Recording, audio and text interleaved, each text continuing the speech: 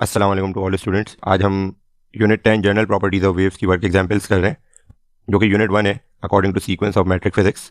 तो इसकी first work example है ये। कहता है the given figure shows the displacement versus the time of a wave travelling to the right with the speed of 4 metre per second. एक wave है जो 4 मीटर पर सेकंड की स्पीड से चल रही है और उसका डिस्प्लेसमेंट वर्सेस टाइम ग्राफ दिया हुआ है, यानी टाइम आपको दिया हुआ है एक्स एक्सिस पे इन सेकंड्स और डिस्प्लेसमेंट दी हुई है कहाँ पे, वाई एक्सिस के ऊपर, जो ये रही, और ये दी हुई है आपको सेंटीमीटर के अंदर। तो ये डिस्प्लेसमेंट टाइम ग्राफ दिखा रहा है कि हर पॉइंट के ऊपर जो वेव ट्रैवल कर रही है कितना ट्रैवल कर रही है, यानी कितना डिस्टेंस कवर कर रही है कितने टाइम के अंदर, जब इसे डिस्प्लेसमेंट वर्सेस टाइम ग्राफ कहते हैं। और इसकी स्पीड जो है ट्रैवलिंग वो कितनी है, 4 मीटर पर सेकंड। पहले पार्ट में कहता है what is the time period and frequency of the wave. अब आपको पता है कि अगर आप टाइम पीरियड निकाल लो या फ्रीक्वेंसी में से कोई एक चीज़ निकाल लो तो फिर ऑल्टरनेट पे दूसरी चीज़ निकालना बहुत ईजी हो जाता है। तो अकॉर्डिंग टू दिस ग्राफ, जो इस ग्राफ को देख के हम इन्फॉर्मेशन निकाल सकते हैं, वो इसका हम पीरियड आराम से निकाल सकते हैं, यानी टाइम पीरियड जिसे आप कैपिटल टी से रिप्रेजेंट करते हो। वो कैसे निकाल सकते हैं हम, देखो ग्राफ पे देखना एक दफ़ा। ये देखो, ये वेव हो रही है यहाँ से शुरू, ये वेव शुरू होके जा रही है 10 तक ऊपर, यानी 10 सेंटीमीटर तक का डिस्टेंस कवर करिए, और फिर देखो इस पॉइंट के ऊपर आ रही है। तो देखो ये जहाँ ओरिजिन से शुरू होके जो इस पॉइंट तक आ रही है, इस पॉइंट तक वेव ने अपना कितना हाफ साइकिल कंप्लीट किया है। उसके बाद अगर आप इस पॉइंट को देखो और अगर एक्स एक्सिस को देखो, सिर्फ एक्स एक्सिस को, तो आपको 0 और 0 के बाद दिया हुआ है ये 0.1, और उसके बाद दिया हुआ है इधर 0.3, और ऐसे करके कोने तक 0.7 तक गया हुआ है। तो 0.1 और 0.3 के बीच में ऑब्वियस सी बात है क्या होगा, 0.2 होगा। इसी तरह 0.3 और 0.5 देखो, देखो ये थोड़ा रब करता हूँ, यानी क्या कह रहा हूँ मैं आपसे, ये देखो ये पॉइंट अगर 0 है और ये 0.1 है, और फिर 0.1 के बाद उसने दिया हुआ है 0.3, तो 0.1 और 0.3 के बीच में क्या होगा, ये वाला पॉइंट, ये 0.2 हो जाएगा।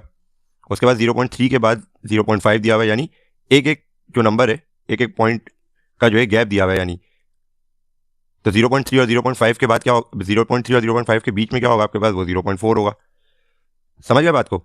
तो अगर एक वेव जो कि 4 मीटर पर सेकंड से ट्रैवल कर रही है और वो यहाँ से शुरू हो रही है ओरिजिन से, देखो वो गई और इस पॉइंट के ऊपर यानी 0.2 के ऊपर उसने अपना कितना साइकिल कंप्लीट कर लिया, हाफ साइकिल कंप्लीट कर लिया, हाफ साइकिल 0.2 तक, यानी ये 0.2 क्या है आपके पास, 0.2 सेकंड्स है ये।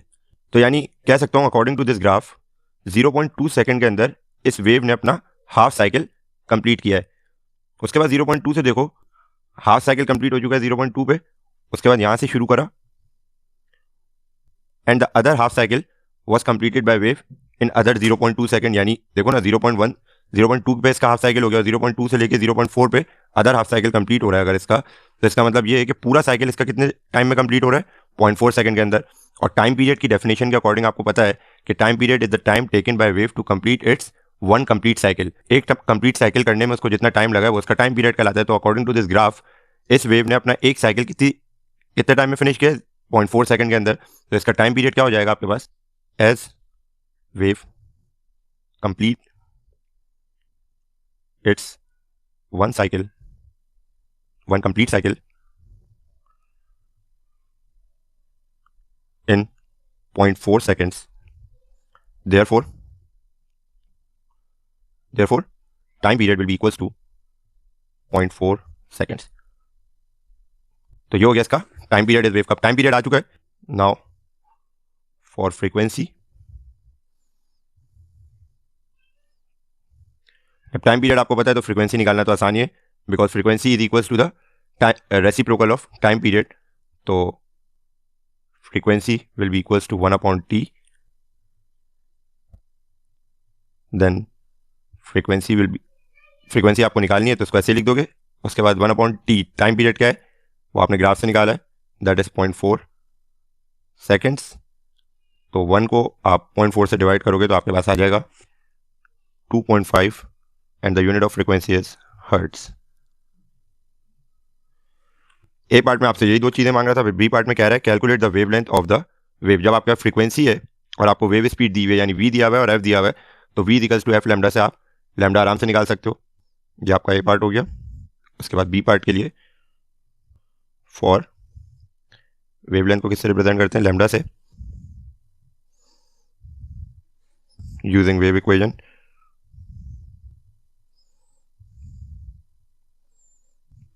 Wave equation is v equals to f lambda.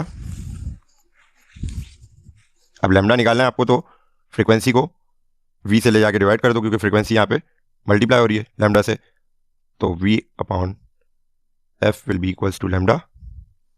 इसको सीधा करके लिख लो, उसके बाद वैल्यूज को पुट करो और आंसर निकाल लो।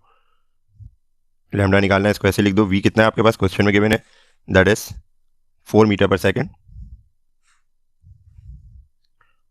तो v कितना है आपके पास 4 मीटर पर सेकेंड, और से डिवाइड करा दो किससे, फ्रीक्वेंसी से, जो अभी आप निकालिए 2.5 hertz. Lambda will be equals to 1.6, और ये आपके पास आ जाएगा मीटर के अंदर, क्योंकि आपने स्पीड भी मीटर पर सेकेंड वाली यूज की है। मूव करते हैं सेकंड एग्जांपल की तरफ। A fisherman notices that his boat is moving up and down regularly due two waves on surface of water. Consider कर लो ये एक शिप है और ये एक वाटर सरफेस के ऊपर चल रही है, ठीक है। अब देखो, जो वाटर सरफेस होता है ना, कभी आपने देखा होगा तो वो वेव फॉर्म के अंदर होता है। जब शिप चल रही होती है तो आपने देखा होगा ऊपर नीचे आप फील कर रहे हो, तो जब भी बोट पे बैठे हो तो क्यों, क्योंकि वो वाटर सरफेस के पैटर्न की वजह से वो कुछ इस तरह सा होता है, वेव पैटर्न की तरह, सही है। तो मान लो कि अगर बोट इस पॉइंट के ऊपर है, तो जब वो इस पॉइंट पे आएगी तो वो नीचे की तरफ फील करेगी, और जब इस पॉइंट पे आएगी तो वो ऊपर की तरफ, यानी नीचे ऊपर आप इस तरह से फील कर रहे हो। तो जब आप कभी बोट में बैठे भी होगे तो आपने फील किया होगा ये चीज़ को। तो यही कह रहा है वो फिशरमैन, एक फिशरमैन है, वो बोट के ऊपर फिशिंग करने के लिए गया अगर, तो उसने नोटिस किया कि उसकी जो बोट है वो up and down regularly move कर रही है। रेगुलर मतलब एक वेव पैटर्न के अंदर मूव कर रही है, क्योंकि वेव के अंदर जो है, जो क्रस्ट एंड ट्रफ होते हैं वो एक रेगुलर पैटर्न को फॉलो कर रहे होते हैं। जब भी तो वेव की डेफिनेशन में मैंने आपको बताया था कि wave is a periodic disturbance, यानी हर पॉइंट के ऊपर जो पार्टिकल्स की डिस्टर्बेंस हो रही है वो सेम है जब एक वेव जो है रेगुलर पैटर्न को फॉलो करती है। कहता है it takes 4 second for the boat to travel from the highest point to lowest point. यानी अगर बोट इस पॉइंट पर है, यह हाईएस्ट पॉइंट है यानी क्रस्ट है वेव का, अगर बोट इस पॉइंट पे है तो उसको नीचे वाले यानी ट्रफ तक जाने में, जो नीचे वाला पॉइंट है उस तक जाने में जो उसको टाइम लग रहा है, इस वेव को मैं थोड़ा सा प्रॉपर करके बना देता हूं ताकि आपको क्लियर समझ आए। यानी ये एक वेव है, समझ लो। तो अगर बोट इस पॉइंट के ऊपर है तो उसको इस पॉइंट तक यानी क्रस्ट से जो हाईएस्ट पॉइंट होता है वेव का, ट्रफ तक जाने में उसको जो टाइम लग रहा है, कितना लग रहा है वो टाइम, कहता है 4 सेकंड लग रहा है, सही है। हाईएस्ट पॉइंट से लोएस्ट पॉइंट यानी क्रस्ट से लेकर ट्रफ तक जाने में जो उसको टाइम लग रहा है वो कितना है, 4 सेकंड। फिर कहता है a total distance of 3 metre, और ये जो डिस्टेंस है, ये डिस्टेंस यानी इस पॉइंट से लेके इस पॉइंट तक का ये वाला जो डिस्टेंस है ये कितना है, 3 मीटर दिया हुआ उसने। उसके बाद कहता है the fisherman sees that the wave crest are spaced 8 metre apart. ये जो वेव के क्रस्ट हैं यानी 2 कंसेक्यूटिव क्रस्ट के बीच में, ये वाले 2 पॉइंट ले लो या ये वाले 2 पॉइंट ले लो, कोई भी सेम ही है क्योंकि एक रेगुलर पैटर्न को फॉलो करती है वेव। तो जो 2 क्रस्ट के बीच में डिफरेंस है, स्पेस है, वो कितनी है, 8 मीटर की। तो आप ये आपको ये बात तो अंडरस्टैंड हो गई होगी क्वेश्चन से ही कि ये 8 मीटर जो आपको दिया हुआ है ये क्या दिया हुआ है, लैम्डा दिया हुआ है, ठीक है। फिर कहता है पार्ट 1 में कहता है what is the period, frequency, amplitude and wavelength of the wave. ये 4 चीजें आपसे ए पार्ट के अंदर पूछ रहा है। तो सबसे पहले डेटा बना लेते हैं इस क्वेश्चन का। तो डेटा के अंदर आपको सबसे पहले जो दिया हुआ है एक टाइम दिया हुआ है, और ये टाइम कैपिटल टी नहीं है, ये स्मॉल टी है। Why small T, why not capital T? इसकी वजह यह है कि देखो ये वो टाइम है जो बोट को, अभी अभी मैंने आपको एक्सप्लेन किया वेव बना के भी, जो वेव को एक क्रस्ट से लेके नेक्स्ट ट्रफ तक के आने में लगा है। और इस पॉइंट से लेके इस पॉइंट तक अगर आप देखो वेव को, तो ये कंप्लीट वेव नहीं है, ये अभी हाफ वेव है। इतनी ही हाफ और चलेगी वेव, तो उसको जो टाइम लगेगा वो टाइम आपको कहलाएगा कैपिटल टी। क्योंकि कैपिटल टी क्या होता है, capital T is the time taken by wave to complete it's one cycle, one complete cycle. तो ये वन कंप्लीट साइकिल तो नहीं हो रहा, और इसके अंदर जो उसको टाइम लगा है वो 4 सेकंड लगा है। तो ये स्पेसिफिक टाइम, स्पेसिफिक मोमेंट के ऊपर आपको टाइम दिया हुआ है, और स्पेसिफिक मोमेंट के ऊपर जो टाइम होता है वो स्मॉल टी से रिप्रेजेंट होता है। This is not capital T. तो अगर आप बोले कि अगर आपको इस इंफॉर्मेशन के अकॉर्डिंग कैपिटल टी निकालना है तो 4 को आप मल्टीप्लाई बाय 2 कर देंगे, क्योंकि देखो ना हाफ साइकिल को हाफ साइकिल कंप्लीट करने में वेव का उस बोर्ड को 4 सेकंड लगे, तो अब जो नेक्स्ट हाफ साइकिल है वो कंप्लीट करने में कितना टाइम लगेगा? फिर से 4 सेकंड लगेंगे, क्योंकि वेव तो रेगुलर पैटर्न को फॉलो कर रही है। तो यू कैन से कि अगर कैपिटल टी हमें निकालना है तो 4 सेकंड को हम मल्टीप्लाई कर देंगे 2 से, तो कैपिटल टी आ जाएगा। वो अभी हम सोल्यूशन के अंदर करेंगे, तो देखिएगा। और ये जो टोटल डिस्टेंस है वो कितना दिया हुआ है आपको? 3.0 मीटर। ये वो डिस्टेंस है जो हाफ साइकिल का है वेव के। फिर आपसे कह रहा है, फिर उसने एक और इन्फॉर्मेशन भी दी हुई है, the fisherman sees that the wave crest are spaced 8 metre apart, यानी इस डिस्टेंस से लेके इस पॉइंट से लेके इस पॉइंट तक का डिस्टेंस, दो क्रस्ट के बीच में जो डिस्टेंस होता है उसे आप क्या कहते हैं? लैम्डा कहते हैं। वो कितना दिया हुआ है आपको? 8.0 मीटर। तो लैम्डा कितना दिया हुआ है? 8.0 मीटर। अब अगर आप ए पार्ट देखें तो ए पार्ट में वो कह रहा है कि बताओ टाइम पीरियड क्या है, सबसे पहले तो सही है। उसके बाद आपसे कहता है कि फ्रीक्वेंसी बताओ। उसके बाद फिर आपसे बोल रहा है एम्पलीट्यूड बताओ, और साथ ही साथ लैम्डा भी बताओ इसका कितना है। लैम्डा वो आपसे क्यों पूछ रहा है? आप ये भी बोल सकते हैं कि सर जब ऑलरेडी क्वेश्चन में गिवन है लैम्डा आप बोल रहे हैं तो वो आप पूछ क्यों रहा है? फिर वो इसलिए पूछ रहा है आपसे कि वो आपके कॉन्सेप्ट को चेक कर रहा है। अगर आप इस लाइन को पढ़ो तो वो ये लाइन क्या है? The fisherman sees that wave crest are spaced 8 metre apart, यानी आपको पता भी है कि दो क्रस्ट के बीच में जो डिस्टेंस है उसको कहते क्या है, ये बात आप जानते भी हैं या नहीं? तो वो आपको सिर्फ ये चीज चेक कर रहा है। तो जब आप लैम्डा के लिए लिखोगे तो आप लैम्डा निकालने के लिए काम करोगे तो आप उधर लिखोगे कि as the wave crest are spaced 8 metre apart, so wavelength of this wave is lambda is equals to 8.0 metre. तो यहां से सॉल्यूशन शुरू करते हैं इसका। तो फॉर कैपिटल टी क्या करोगे? As time taken by wave to complete its half cycle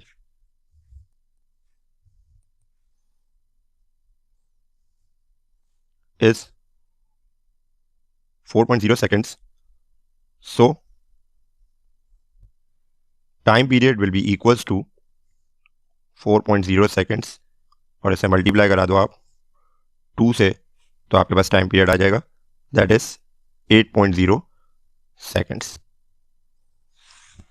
अब जब टाइम पीरियड आपके पास आ गया है तो आपको फ्रीक्वेंसी निकालना, तो आपको पता ही है, फिर कोई मसला ही नहीं रह जाता। Now for frequency is equals to 1/t, reciprocal of time period होती है फ्रीक्वेंसी। फ्रीक्वेंसी निकालनी है आपको, वैसे लिख दो। उसके बाद 1/t क्या है आपके पास? 8.0 सेकेंड्स। 1 को डिवाइड करोगे 8.0 सेकेंड से तो आपका फ्रीक्वेंसी आ जाएगी 0.125, and unit of frequency is hertz. फिर उसके बाद क्या कह रहा है? टाइम पीरियड ऑफ फ्रीक्वेंसी होगा हमारे पास, तो एम्पलीट्यूड कह रहा है। नाउ फॉर एम्पलीट्यूड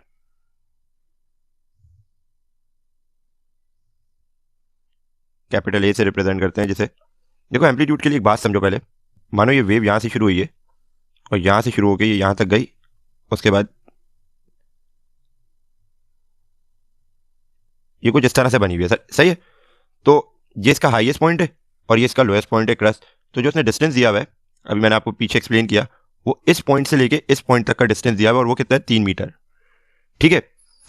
अब आपको पता है कि amplitude is the maximum displacement of a oscillating particle from its equilibrium position, यानी ये वेव का मैक्सिमम पॉइंट होता है, यानी अपनी मीन पोजीशन से वेव कहां तक गई है मैक्सिमम, सबसे ऊपर, यानी कितना डिस्प्लेस हुई है। तो इस पॉइंट से लेके सिर्फ इस पॉइंट तक का जो डिस्टेंस होगा वो एम्पलीट्यूड होगा, सही है। तो इस पॉइंट से लेके इस पॉइंट तक का डिस्टेंस कितना होगा वो ये पूछ रहा है। अब देखो यहां से लेके यहां तक अगर मैं मान लूं तो ये हाफ है, और फिर जो other half of the wave है वो कहां है? नेगेटिव एक्सिस के अंदर, ये लोएस्ट पॉइंट कहलाता है। तो अगर पूरा यहां से लेके यहां तक का डिस्टेंस, यानी इस जगह तक का डिस्टेंस, पूरा ये डिस्टेंस दिया हुआ है इसने, यहां तक का डिस्टेंस पूरा 3 मीटर है, तो एम्पलीट्यूड के लिए हमें कौन सा हिस्सा चाहिए होगा? सिर्फ ये दूसरे कलर से शो कर रहा हूं। एम्पलीट्यूड के लिए हमें कौन सा हिस्सा चाहिए होगा? सिर्फ यहां से लेके यहां तक का हिस्सा, क्योंकि amplitude is only the maximum displacement from the mean position. Mean position क्या मतलब? यानी ओरिजिन से जो जीरो वाली लाइन होती है एक्स एक्सिस की। तो फिर ऑब्वियस सी बात है, यानी 3 मीटर को जो पूरा डिस्टेंस दिया है उसको डिवाइडेड बाय 2 कर दूंगा तो मुझे हाफ साइकिल वाला डिस्टेंस मिल जाएगा, जो मीन पोजीशन से लेके मैक्सिमम पॉइंट तक होगा वेव के। मैं आपको सेपरेटली एक दफा एम्पलीट्यूड को शो करा देता हूं। डिफरेंट कलर से, ये वाला पॉइंट, ये वाला जो डिस्टेंस है, सिर्फ ये वाला डिस्टेंस कहलाता है एम्पलीट्यूड। तो इस डिस्टेंस के लिए समझ गए होगे आप कि अगर पूरा डिस्टेंस उसने इधर से लेके इधर तक के 3 मीटर दिया हुआ है, तो फिर 3 मीटर को हम डिवाइडेड बाय 2 करेंगे तो ये हमें ऊपर वाला हिस्सा मिल जाएगा। तो क्या करोगे, एम्पलीट्यूड इज इक्वल्स टू वो जो डिस्टेंस है उसे क्या कर दोगे आप, distance divided by 2, then amplitude will be equals to distance कितना है 3 मीटर, उसे डिवाइडेड बाय 2 करोगे तो आपके पास एम्पलीट्यूड आ जाएगा कितना 1.5 मीटर। एम्पलीट्यूड भी एक डिस्टेंस है तो उसका यूनिट क्या होगा, मीटर ही। ठीक है, उम्मीद अच्छे से समझ गया होगा ये चीज। नाउ फॉर वेवलेंथ से लैम्डा से रिप्रेजेंट करते हैं, और लैम्डा के लिए आपको इन्फॉर्मेशन दी हुई है क्वेश्चन में। अब ये नहीं कि आपको फ्रीक्वेंसी पता है तो आप वेव स्पीड ढूंढने लग जाए इस क्वेश्चन के अंदर, सही है, क्योंकि इसके अंदर इस क्वेश्चन में आपको वेव स्पीड नहीं दी हुई, इसमें ऑलरेडी आपको एक जो है लाइन दी हुई है वेवलेंथ को फाइंड करने के लिए, और उस अगर आपको वेवलेंथ की डेफिनेशन पता है तो आप उस लाइन को पढ़ के आराम से बता सकते हैं कि wavelength is already given in question, and that is ये वाली लाइन। अगर आप पढ़ लें क्या कह रहा है, the fisherman sees that the wave crest are spaced 8 metre apart. 8 metre apart, जो दो वेव के जो दो कंसेक्यूटिव क्रस्ट के बीच का डिस्टेंस है वो बताया हुआ है। The consecutive and the distance between two consecutive crest is called wavelength, you know. तो क्या लिखोगे आप, as the distance between two consecutive crust is 8.0 meter, so wavelength जिसे लैम्डा से रिप्रेजेंट करते हैं will be equals to 8.0 metre. ये कंप्लीट हो गया आपका ए पार्ट। अब बी पार्ट में वो क्या बोल रहा है आपसे, बी में कहता है how fast are the waves moving, कितनी तेज वेव चल रही है, यानी वेव स्पीड मांग रहा है आपसे। तो फॉर वेव स्पीड, जैसे आप वी से रिप्रेजेंट करते हो, ये बी पार्ट है, using wave equation,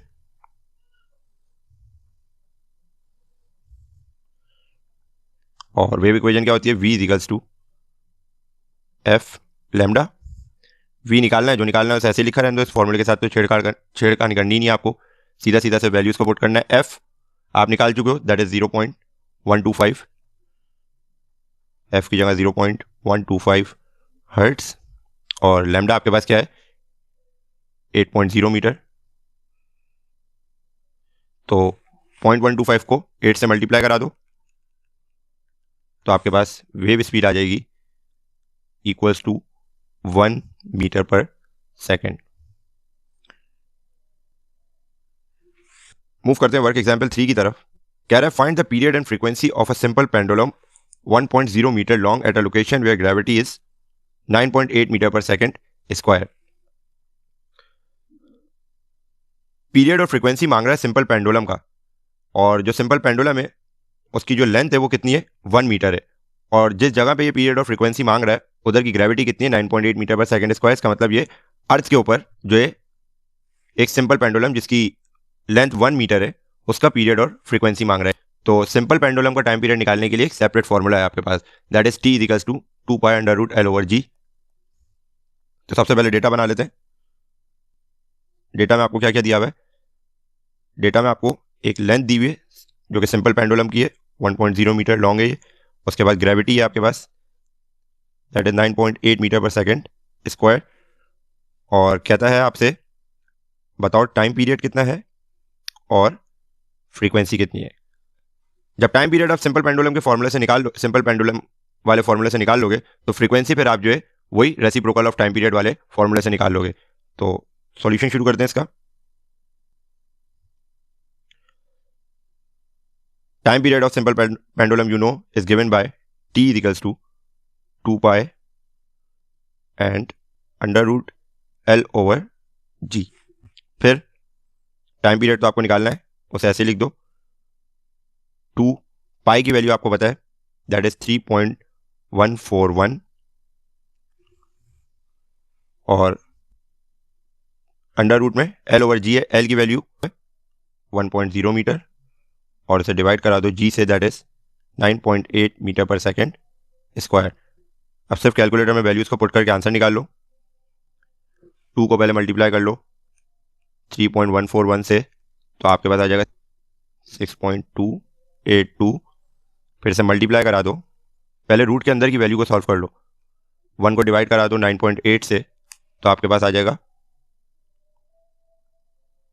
under root के अंदर, अभी रूट सॉल्व नहीं किया है मैंने, सिर्फ रूट के अंदर डिवीजन किया है। 1 को 9.8 से डिवाइड किया है, तो मेरे पास आ जाएगा 0.102।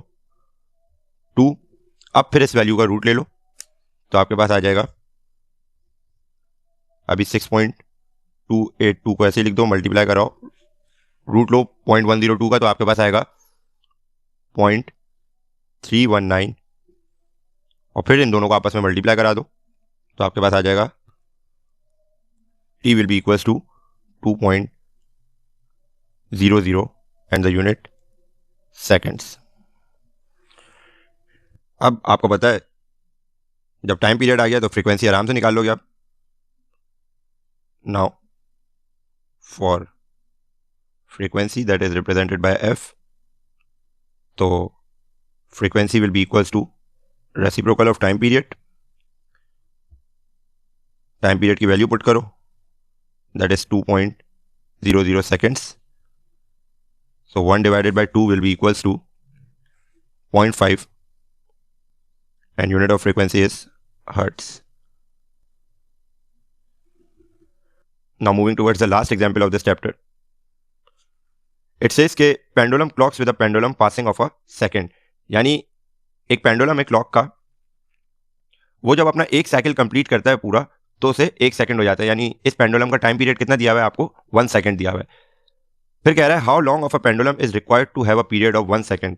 बताओ इस पेंडुलम की लेंथ कितनी है अगर इसका पीरियड 1 सेकंड है। जब मैं आपको सिंपल पेंडुलम पढ़ा रहा था तो वहां पे मैंने आपको बताया था दैट सिंपल पेंडुलम का टाइम पीरियड जो है वो 2 क्वांटिटीज पे डिपेंड करता है, दैट इज लेंथ, कितना लंबा है वो पेंडुलम, मतलब वो जो पेंडुलम है क्लॉक का उसकी लेंथ कितनी है, और ग्रेविटी, जिस जगह पे वो पेंडुलम है उस जगह की ग्रेविटी कितनी है। ये 2 फैक्टर्स हैं और ये आप फॉर्मूला देख के भी रियलाइज कर सकते हो कि t equals to 2 pi under root L over G है।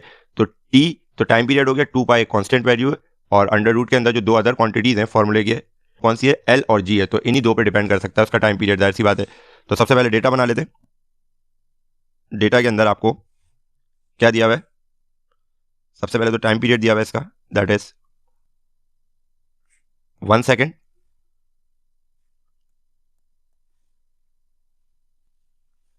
उसके बाद कह रहा है बताओ इस पेंडुलम की लेंथ क्या होगी अगर gravity 9.8 metre per second square हो। तो आपको पता है time period of simple pendulum, अगर सिंपल पेंडुलम का टाइम पीरियड आपको निकालना है तो उसके लिए एक फॉर्मूला है, that is t is equals to 2 pi under root L over G. अब मसला ये है कि यहाँ पे हमें जो है टाइम पीरियड नहीं निकालना है कि हम जो है डायरेक्ट वैल्यूज को पुट करें और जो है टाइम पीरियड निकालना है। इधर टाइम पीरियड गिवन है, हमें निकालना क्या है, एल निकालना है, सही है, लेंथ ऑफ सिंपल पेंडुलम। तो लेंथ निकालने के लिए तो हमें जाहिर सी बात है एल को जो है सब्जेक्ट बनाना पड़ेगा, यानी इक्वल्स टू के इधर या उधर अकेला करना पड़ेगा, और एल को सब्जेक्ट बनाने के लिए पहले हमें एल को रूट से बाहर निकालना पड़ेगा। तो रूट कैंसिल, ऑब्वियस सी बात है, रूट को यहाँ से हटाने के लिए हमें रूट को कैंसिल आउट करना पड़ेगा, और रूट को कैंसिल आउट करने के लिए हम क्या करते हैं, स्क्वायरिंग करते हैं इक्वेशन के दोनों तरफ, ताकि स्क्वायर से रूट फिर कैंसिल हो जाए। तो squaring on both sides of equation, जो इक्वेशन है हमारे पास उसको उसके बोथ साइड पे स्क्वायर लगा दो। तो बोथ साइड स्क्वायरिंग करने से सबसे पहले इक्वेशन का इस साइड वाला हिस्सा दैट इज ओनली t, इसको स्क्वायर कर देंगे आप। उसके बाद इजिकल्स टू, फिर 2 पाई को भी स्क्वायर करोगे, होल स्क्वायर लगाओगे, पूरी इक्वेशन को स्क्वायर करना है आपको, कोई भी एक चीज छोड़नी नहीं है। उसके बाद अंडर रूट एल ओवर जी को भी आप ओवरऑल स्क्वायर कर दो। तो इस स्क्वायर से ये रूट कैंसिल हो जाएगा, तो आपके पास क्या रह जाएगी equation, T square equals to 2 pi का होल स्क्वायर, और ये आपके पास क्या रह जाएगा, सिर्फ एल अपॉन जी, क्योंकि रूट कैंसिल आउट हो गया। अब एल को सेपरेट करना इजी हो जाएगा। अब एल को सेपरेट करने के लिए क्या करोगे, देखो 2 पाई स्क्वायर यहाँ पे पूरी इस चीज़ से क्या हो रहा है, एल अपॉन जी से मल्टीप्लाई हो रहा है। तो इक्वेशन के उस साइड जाके क्या हो जाएगा, डिवाइड हो जाएगा टी स्क्वायर से।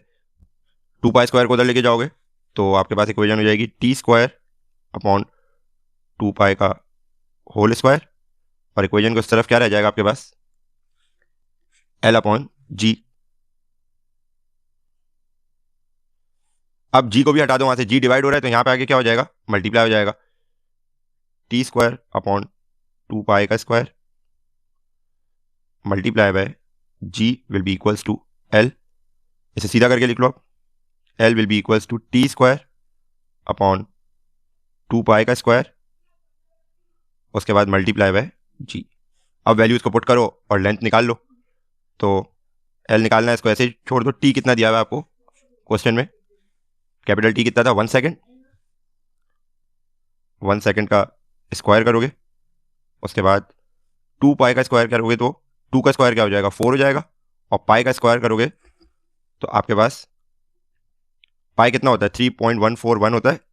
इसका स्क्वायर कर दोगे आप तो ये आपके पास आ जाएगा 9.865, और इसे मल्टीप्लाई करा दो, जी कितना दिया हुआ है 9.8 मीटर पर सेकेंड स्क्वायर। अब क्या है, सॉल्व करते जाओ, एल ऐसे लिख लो, 1 का स्क्वायर तो 1 ही रहेगा, नीचे 4 को मल्टीप्लाई करा दो 9.865 से, तो आपके पास क्या आ जाएगा, 1 ऊपर ऐसे रहेगा और नीचे आ जाएगा आपके पास 39.46 multiply by 9.8 metre per second square.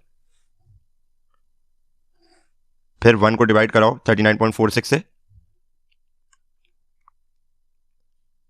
और फिर उसे मल्टीप्लाई करा दो 9.8 से, तो आपके पास आ जाएगा, आपका लेंथ आ जाएगी 0.24 लेंथ का यूनिट मीटर।